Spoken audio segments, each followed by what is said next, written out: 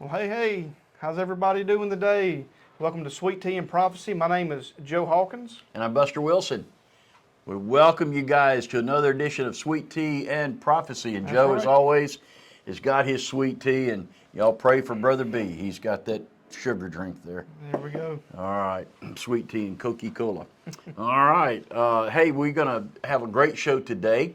And we're going to have, we've already got our next show planned. And we're really excited about that one too, and we'll tell you more about that as we get close to it.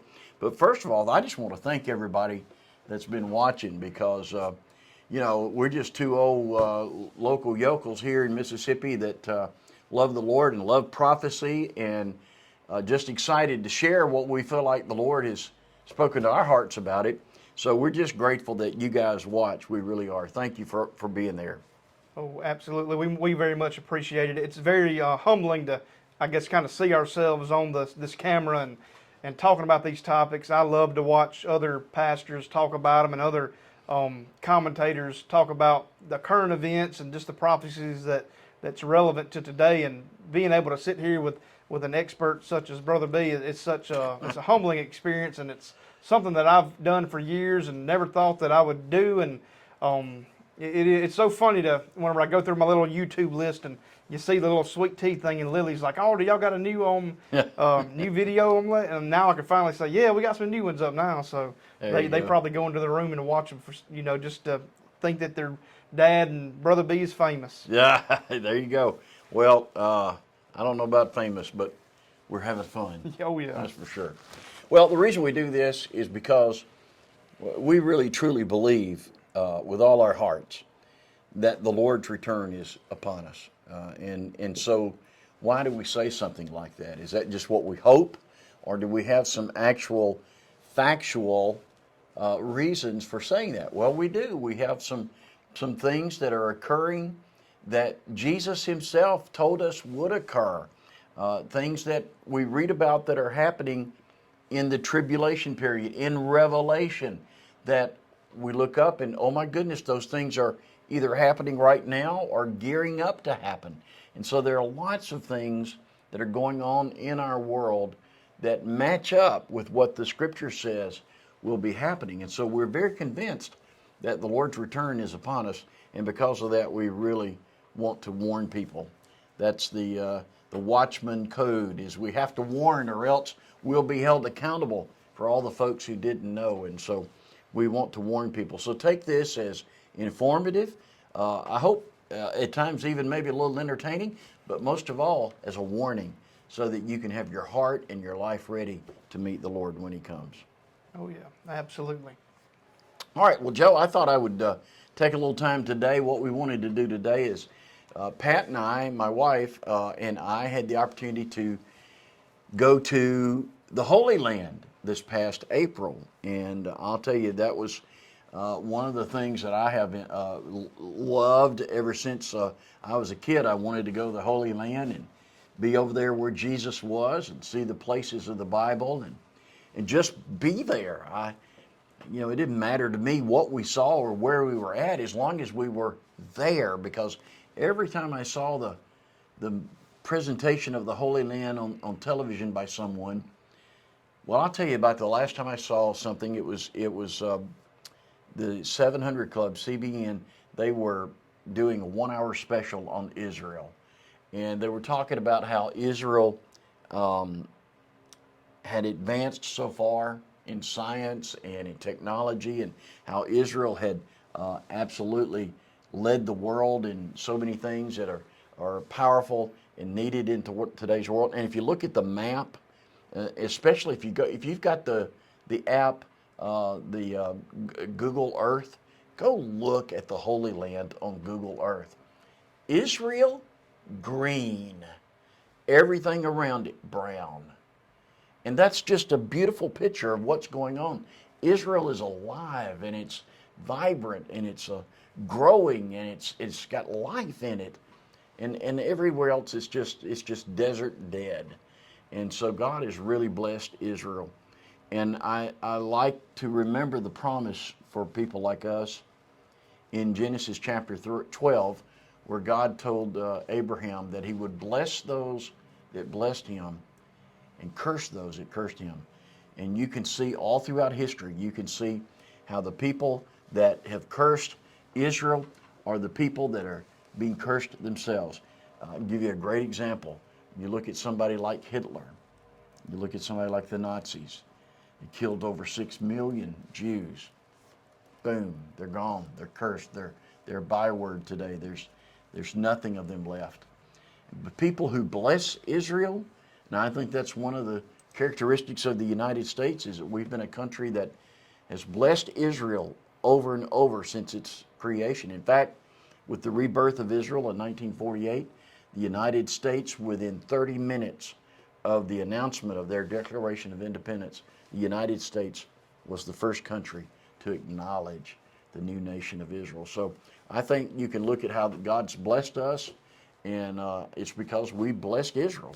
So I've always wanted to go. Have you ever had a chance to go? I haven't had a chance, but I'm going to tell you, ever since you've gone, it's sparked that desire to want to be there even more. And just you talking about the lush land of Israel and how beautiful it is, that in and itself is a prophecy. Yeah. I mean, spoken in Ezekiel, it talks about a redeemed land. And I can recall, and I don't have the quote in front of us right now, but I know Mark Twain went over there, and he has written at the time that he went that it was just a desolate land and there's nothing there.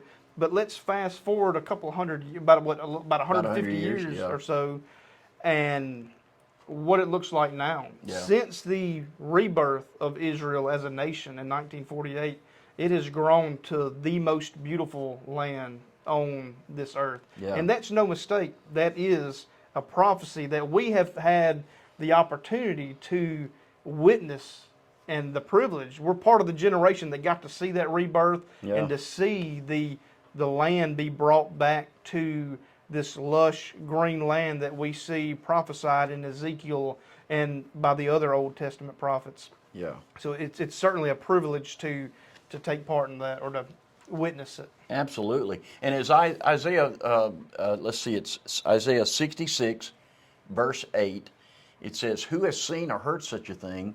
For in one day Zion is born." And that's exactly what happened. You got to understand, since before the time of Jesus Christ, there really was no Israel. There was the land of Israel, of course, was there, but Israel was, even at the time of Jesus, occupied by Rome. And Israel has always been occupied by somebody, always been under occupation and so forth. But guess what? Isaiah 66:8 came true in 1948, May the 14th, in one day, with the stroke of the pen of the United Nations, Israel was born again as a nation. And so it's miracle, it's prophetic, and it's miraculous to see the nation of Israel even in existence today. If you ever wondered if we really are in the latter days, all you got to do is look at Israel. Oh, yeah. Because not only did Israel get born in a day, like Isaiah said they would, but all through the Old Testament prophets, the major prophets especially, it says that the people of Israel that, all through the years had been scattered all over the world, again, because Israel was under occupation and the people were scattered. But it says all through the major prophets that in the latter days, the people of Israel will come back to Israel. Well, there has to be an Israel nation, an Israeli nation, for the people to come back to it. And so just the fact that there is an Israel and that the people of Israel, the Jews all over the world, are coming back to Israel, that alone is major prophetic fulfillment and a great indicator that we are in the last days. Oh, absolutely. And the Lord's return is upon us. Well, I just have a few pictures today and just a couple of stories to share. It just might encourage you. I know that one of the first things that you'd be interested in knowing about is the temple. I mean, not the temple, but the tomb, the garden tomb. I had to get my mind straight there. The garden tomb in Golgotha. Now, there are some mighty fancy churches in existence in Israel for the garden tomb and for the place where they think Jesus was crucified. I, however, don't ascribe to those being the actual locations. I believe that what you're looking at right now is the actual garden tomb. And there are about 9 reasons why I think this is the actual place. I won't go into all of them, but I will say it is a garden area, which the Bible talks about. The tomb was in a garden. The tomb was close to where Jesus was crucified.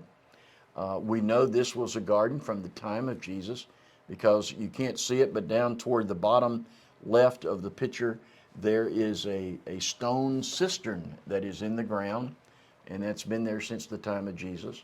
So this was a garden. This is the tomb in a garden close to the place that we'll show you in a minute that we call the skull. And I believe that, in fact, this was where the tomb of Jesus is. And in fact, here is inside the tomb. They have a fence up. You can't actually walk over or be a part, take part in standing in the area where the actual body lay, but there you can see the place where the body lay. And I believe that this is the actual tomb of Jesus. You will notice it's empty. Oh, absolutely. The other place is what's called the place of the skull, Golgotha. And if you'll look at this little mountain area here, the little hill area, you see the 2 indentations there that could very easily look like the eyes of a skull. Well, down below it, you can't see it. There's another place there that could very easily look like the place where the nose would be, a hole where the nose would be.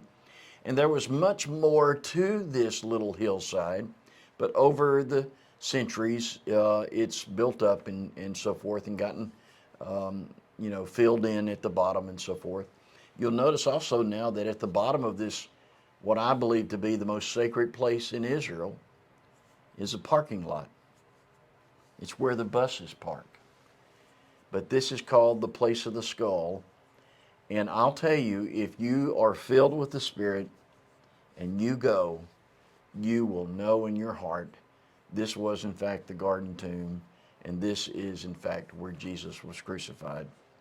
Our guide was so wonderful in telling us the stories, and then he ended the discussion about the places by telling us there's other places in town. There are churches there, sacred places. So nobody's really sure what the exact spot is where Christ was crucified and buried. After we got through, Amir Sarfati, who was our actual guide, he told us, he said, well, the garden tomb guide gave you the obligatory, there are other places, we're not really sure. He said, but I'm going to tell you right now, this is the place. And I looked at my wife, Pat, and I said, I know it is. Tears running down both our eyes. I know this is the place. You just know it. And like I said, Amir taught for about 10 minutes on why he really believed this was the actual place and gave us about 9 good reasons, and I believe them. One of the things we did when we were at the garden tomb was we enjoyed the Lord's Supper, and one of the things I got to do was to hand out the drinks, the cups with the drink for the Lord's Supper. My wife said, in over 50 years of ministry, I think this is the first time you've ever handed out the elements. And I said, you know what, I think you're right. And so the one and only time that I've handed out the elements to the Lord's Supper was there at the garden tomb. You know, Joe, you and I talk about the third temple that's coming, and I believe there is a third temple coming. It's going to be a part of the tribulation period. This is the golden menorah, which is prepared for the new third temple. It's kind of hard to tell the size of it. Let me see if this next picture will help. It is encased in, you can see, it's got this sort of an acrylic round case that it's in. But to give you perspective, as you go to stand up by this case, I'm about 6 feet, 5'11". The top of my head comes to about the second candelabra the place where the candelabra comes, the second one on the bottom. So that's a huge, huge, solid gold menorah. And it is prepared for the new temple that they know they're going to be building. And it is just one of many artifacts and articles and things that are prepared, ready for this new temple. And I'll tell you, this thing is amazing. It is solid gold. As I said, it's huge. And they said at today's value of gold, this is about $1.2 million worth of gold. I mean, it's absolutely wild, and to see it just like that, you absolutely, you know that we're in the latter times, because when you look at Israel as a nation, Yes. you can think of it as the hour hand on the clock, and then you can look at Jerusalem as the minute hand. Well, Yes. the hour hand is already, we're at the hour. The minute hand, Jerusalem has been in the news for the last 50 or so years. You look at 1968, the war over Jerusalem. It's been prominent. Well, now we're starting to see much more news come out about the temple and the Temple Mount, the location of the temple, and the rebuilding of this temple. So it's so encouraging to see those images, and it's so exciting to see those images, because you know, and you being there, Yeah. you can see how excited just the Jewish nation is for their temple. Absolutely. Well, folks, I'm going to tell you, we're having some internet issues, and as you can tell, our cameras are freezing a little bit. We apologize for that, but as long as you can hear us, we're going to keep on going. The next place that we went to, I want to show you, is, you're not going to believe this. Can you guess what this is? This is looking out over the valley of Jezreel. This is Megiddo. This is where the last great battle of the world is going to take place. This is where the armies of the world are going to gather together to do battle against the Lord as He's coming in the second coming. Here's my wife looking out over the valley, and I don't know if you can see, but right off of her left shoulder, out in the clearing out there, are two runways to an Israeli IDF, Israeli Defense Forces, Air Force base, which is right in the middle of the valley of Megiddo. And it's just amazing to stand there and overlook this valley, knowing that this is where the final battle is going to be fought. It's surreal. It is surreal, it really is. And of course, you couldn't go anywhere around places like that without seeing the good old United Nations vehicles there. And let me tell you about one last place that we went. It's called the Mount of Precipice. And if you might remember from Luke chapter 4, Jesus was in the synagogue, and he was there in this is connected to Nazareth, the Nazareth area. And he was at the synagogue, and he was reading from Isaiah, that I am the anointed one. And as he read from that, it angered them so. He told them, he said, this is fulfilled in your sight today. So they took him out to the hill to throw him off the hill and kill him. This was the first time they attempted to kill Jesus, and it literally was on the first day of his public ministry. Now this hill, you can't tell, but this circle area is at the very peak and top of it.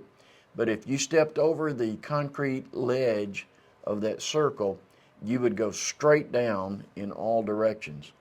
And this is the place that it says where they took Jesus to throw him off the hill and kill him. And the reason I wanted to show that to you, and again, our cameras are frozen up, and I don't understand why, but we've been having some internet problems. But the reason they wanted to throw him off of that hill and kill him is because he claimed to be God. And he gave them this announcement on the front end that he was the fulfillment of all the Old Testament promises about the Messiah. But the reason they didn't kill him, he was able to walk through them.